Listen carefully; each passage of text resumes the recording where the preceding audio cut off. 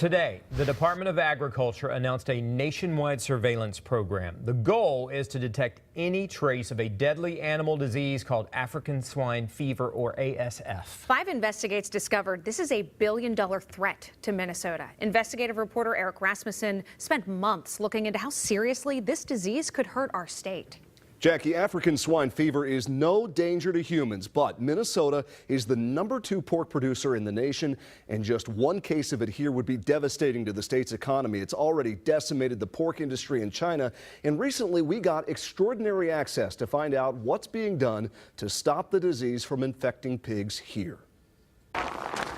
We call it the Redwood Sow Farm.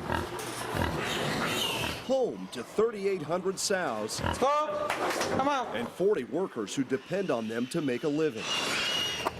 No one, including us, steps foot on Greg Borboom's pig farm in Marshall Every bit of air coming into these barns goes through a filter without going through an elaborate decontamination process that feels more like something at a lab or a hospital. Smaller items would come through here. We get a fresh set of clothes after a shower. And everybody comes past here every day.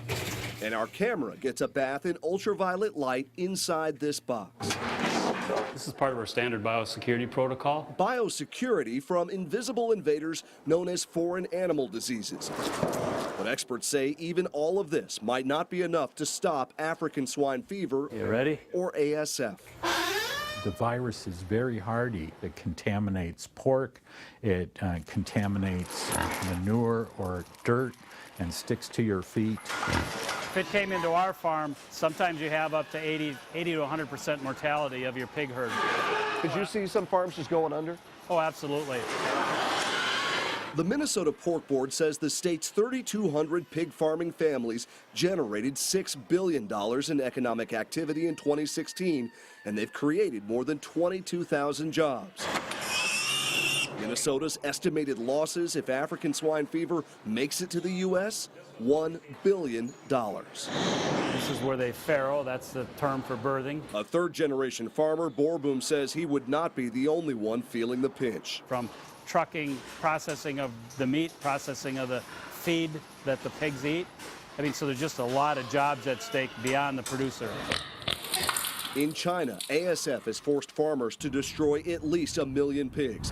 The disease has spread across Africa, Asia, and parts of Europe.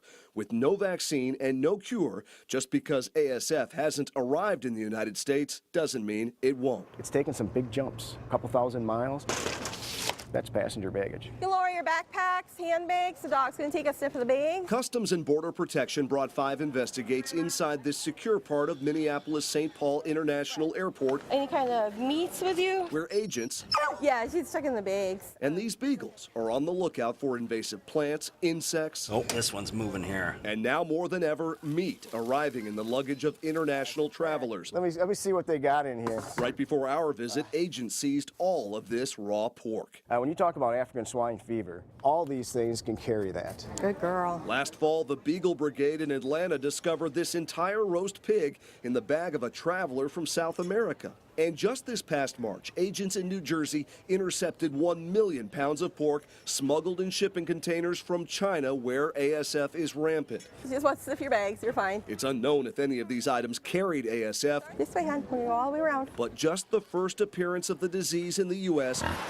could paralyze Minnesota's pork industry. The scale of the damage is difficult to imagine. John Dean is a professor at the College of Veterinary Medicine at the U of M and an expert in the spread of diseases. The loss of markets would devastate the industry because pigs grow, they need to be slaughtered.